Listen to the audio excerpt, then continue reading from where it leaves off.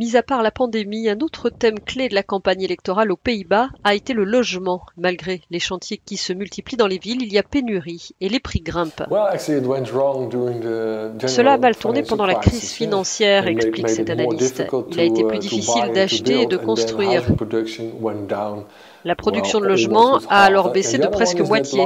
D'autre part, depuis 5 ans, et ce n'était pas une politique, mais c'est arrivé, la population a augmenté avec une immigration de travailleurs. Tous les partis politiques se sont mis d'accord pour construire au moins 1 million de logements dans les 10 prochaines années. Malgré cela, ce ne sera pas suffisant. Les prix s'envolent notamment à Amsterdam.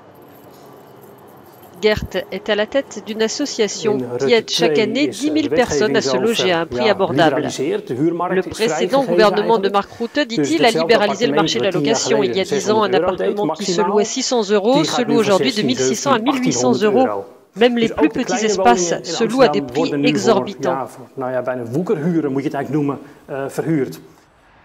Les terrains sont de plus en plus rares, la seule issue, construire en hauteur.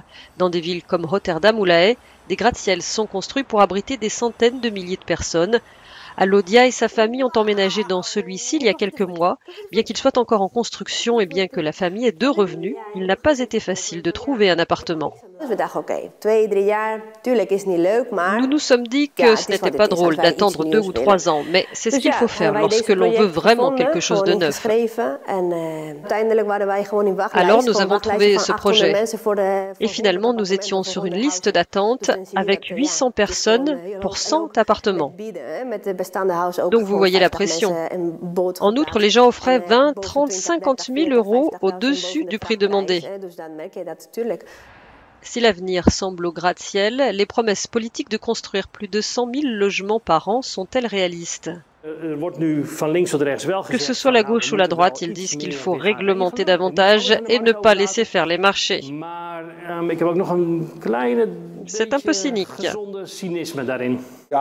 Il y aura forcément plus de dépenses du gouvernement, plus de planification. Cela va prendre du temps.